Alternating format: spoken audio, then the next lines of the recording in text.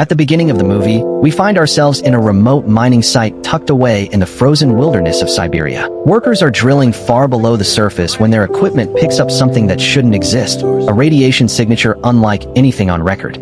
Their first guess is that they've stumbled onto a hidden uranium reserve.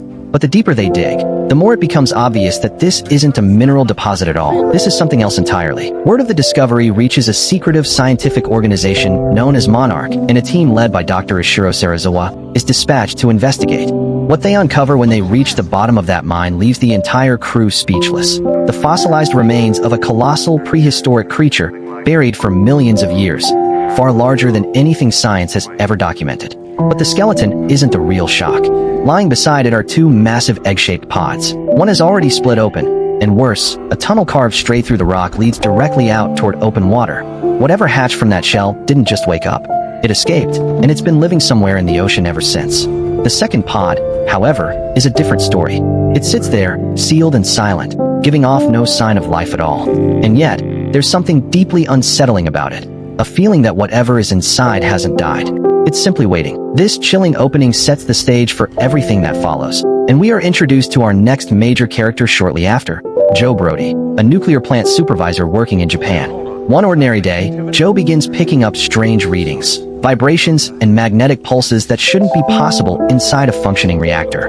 He immediately senses that something catastrophic is brewing and pushes to shut the plant down. His superiors brush him off, convinced it's just a routine malfunction. Meanwhile, Joe's wife, Sandra, who also works at the facility, heads down into the lower levels to try to pinpoint the source of the disturbance herself. Moments later, the entire structure begins to convulse as though the ground itself is tearing apart. Alarms blare through every corridor. Systems fail one after another, and the reactor spirals toward meltdown. Desperate, Joe radios Sandra and screams at her to evacuate immediately. Radiation levels are climbing by the second.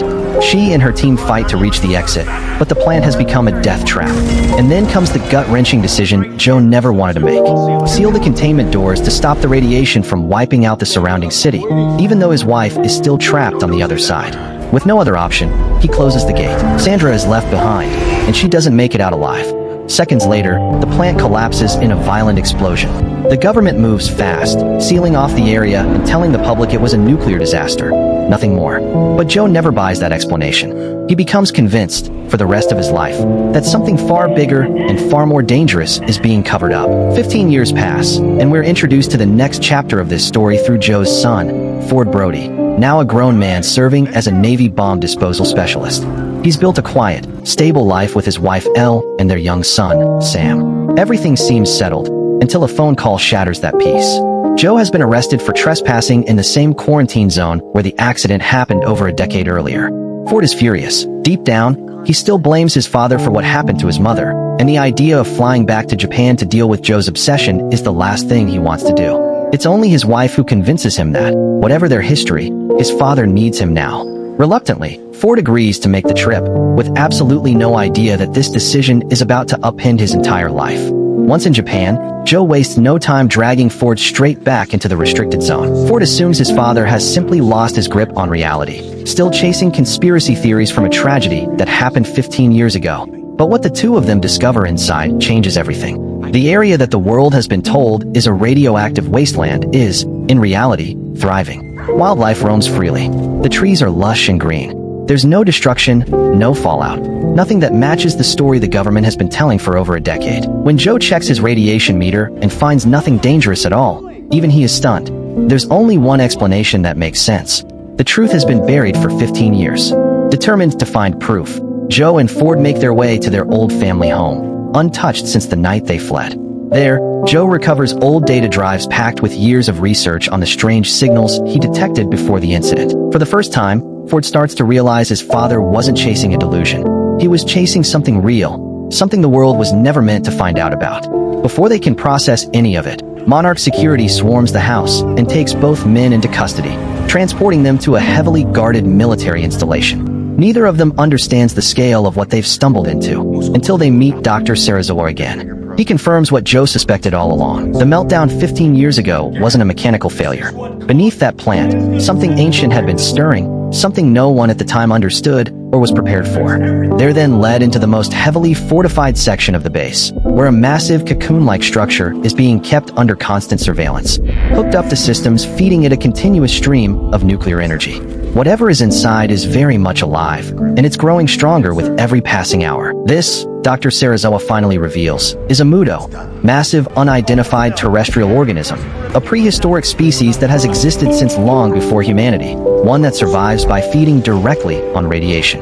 Ford now understands the full weight of what his father endured for 15 years. He wasn't broken by grief.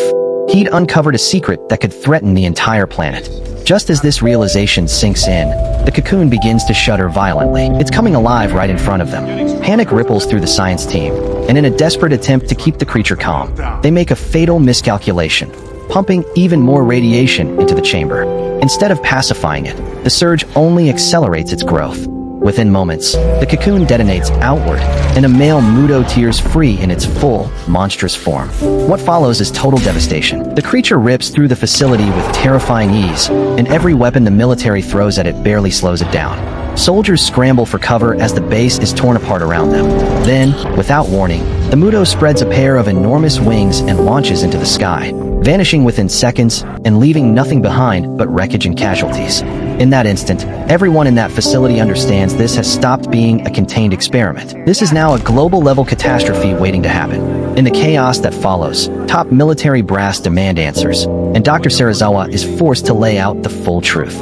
The Mudo isn't just some newly discovered species. It's an ancient predator that has survived for millions of years by feeding on radioactive energy, which is exactly why it gravitates toward reactors, missile stockpiles, and anything else giving off nuclear signatures. And the biggest failure of all, Sarazawa admits, was that instead of destroying that first cocoon decades ago, Monarch chose to keep feeding it, unknowingly building the very monster now on the loose. Then comes the detail that turns a bad situation into a nightmare. This Mudo isn't alone. Remember those 2 eggs found in Siberia? One hatched into the creature currently tearing across the world. The second egg is still out there somewhere, and if it hatches too, humanity may not survive what comes next. Hearing all of this, Ford finally connects the dots. Every strange signal his father chased for 15 years, every crazy theory, all of it traces back to this creature's activity. Joe had been right the entire time. Shaken but still thinking of his family above everything else, Ford calls Elle to check in and tell her he's safe, unaware that his role in this unfolding disaster has barely even started. Then, far out at sea, the ocean itself begins to rise. Waves swell to unnatural heights, and from the depths emerges something even more massive than the Mudo, Godzilla. The sight of him leaves everyone frozen in disbelief. Nothing on Earth compares to a creature of his size breaking the surface of the water. Assuming Godzilla is the source of the destruction, the Navy launches a full assault. Ships, jets, missile after missile, but nothing so much as slows him down. He simply keeps moving forward, completely unfazed, as though he has somewhere specific to be. It's Dr. Sarazawa who finally understands the truth.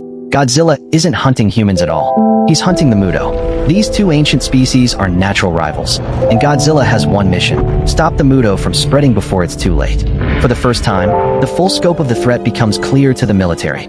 This isn't a single monster crisis anymore. There are 2 apex creatures on a collision course, and when they finally meet, no one can predict the level of destruction that follows.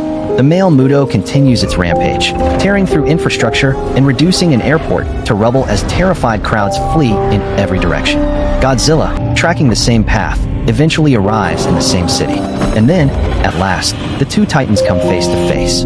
A deafening roar cuts through the air as the first clash begins, but the confrontation is short-lived. Sensing that a direct fight with Godzilla isn't a battle he can win yet, the male Mudo breaks off, spreads his wings, and flees into the sky. Godzilla immediately gives chase while stunned soldiers watch helplessly from the ground.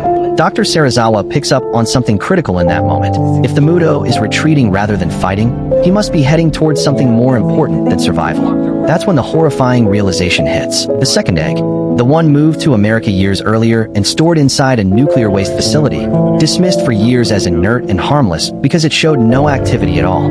But the instant the male Mudo became active, everything changed. The second egg finally cracks open, and an even larger, more powerful female Mudo emerges. She wastes no time gorging herself on the nuclear waste stored around her, growing stronger with every second. Military forces attempt to intervene, but she brushes past their efforts effortlessly and breaks free, moving with singular purpose toward her destination. Dr. Serizawa quickly identifies the danger. The two Mutos are exchanging electromagnetic signals, actively searching for one another. If they succeed in reuniting, he warns, stopping them will become virtually impossible, and the fallout will be catastrophic on a global scale. With conventional weapons proving useless, military leadership makes a drastic call. Use a nuclear warhead to lure both creatures into one location and eliminate them permanently. Meanwhile, Ford makes a decision of his own. Getting home to his family suddenly feels insufficient when he has the exact skill set needed to help stop this crisis.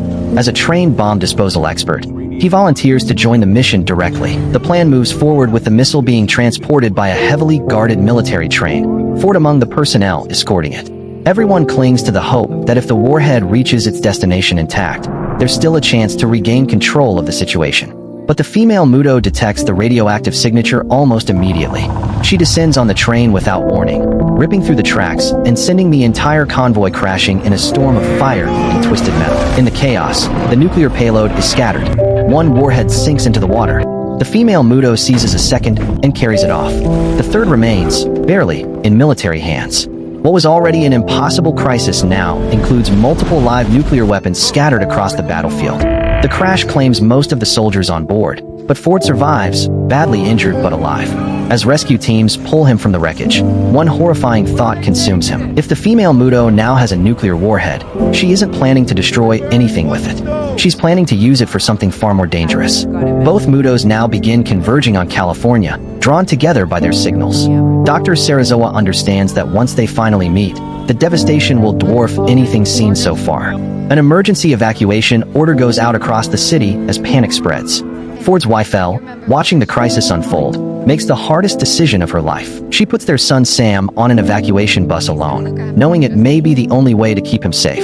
Outside the city, military forces take up position on a major bridge, bracing for the Muto to pass through. Instead, Godzilla resurfaces from the ocean. Chaos erupts as troops open fire on him. But true to form, Godzilla ignores every attack and every evacuation bus in his path. His focus has never wavered. He's still hunting the Mutos, and nothing else matters to him. The female Muto finally reaches San Francisco and settles into the heart of the city, planting the stolen warhead at the center of her nest. Not as a weapon, the audience soon realizes, but as an energy source for what comes next. In one of the film's most disturbing sequences, she lays hundreds of eggs across the ruined cityscape. Dr. Serizawa immediately grasps the horrifying implications.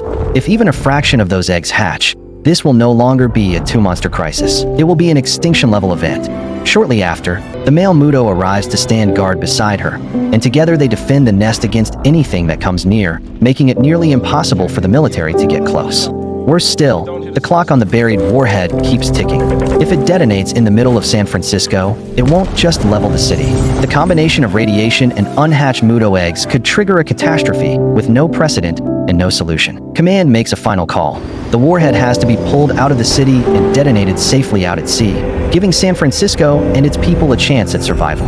It's an incredibly dangerous mission, but Ford steps up without hesitation, leading a small team toward the nest to retrieve the weapon. While maneuvering the warhead through the wreckage, Ford gets a close look at the sheer scale of the nest, hundreds of eggs, all on the verge of hatching. Realizing that neutralizing the eggs might be just as critical as removing the warhead, he improvises, rigging a nearby oil tanker to detonate near the nest.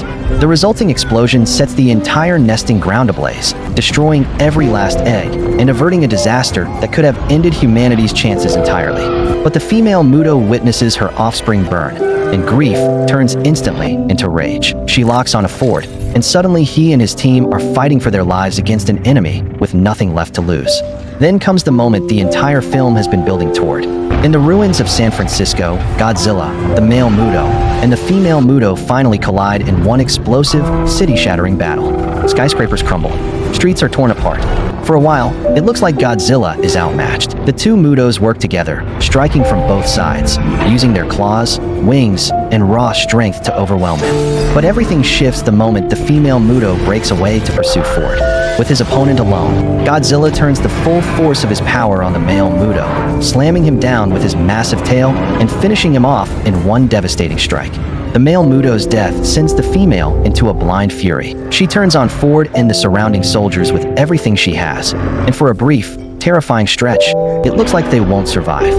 That's when Godzilla steps between them, and unleashes the one weapon capable of ending this once and for all, his signature atomic breath, a blinding blue beam fired directly into her mouth. Her body ignites from within, and moments later, she collapses, finally defeated. With both Mutos eliminated, the greatest threat humanity has ever faced comes to an end, at least for now. In the aftermath, San Francisco lies in ruins, buildings flattened and fires still smoldering across the skyline. Rescue teams comb through the wreckage searching for survivors, and against all odds, Ford makes it out alive, finally reuniting with Elle and Sam. Godzilla, meanwhile, lies motionless on the ground, seemingly finished after the brutal fight. Soldiers and civilians alike stare in stunned silence, certain that even a creature of his power couldn't have survived that battle. But then, slowly, he begins to stir. He lifts his head and lets out one final, thunderous roar that echoes across the shattered city. In that moment, everyone watching understands the truth. The creature they feared as humanity's greatest enemy was, in fact, the one who saved them. Without acknowledging a single soul around him, Godzilla turns and makes his way back toward the ocean, disappearing beneath the waves as calmly as he arrived, as if his job here is simply done. The film closes with the world now fully aware that Godzilla and other ancient titans like him genuinely exist. It's a quiet ending on the surface, but one loaded with implication, setting the stage for far bigger threats still waiting to surface in the future. If this breakdown kept you hooked till the very end, do yourself a favor and hit that subscribe button. Trust me, you don't want to miss what we're covering next. Drop a comment below and let us know what you think Godzilla will face in the sequel.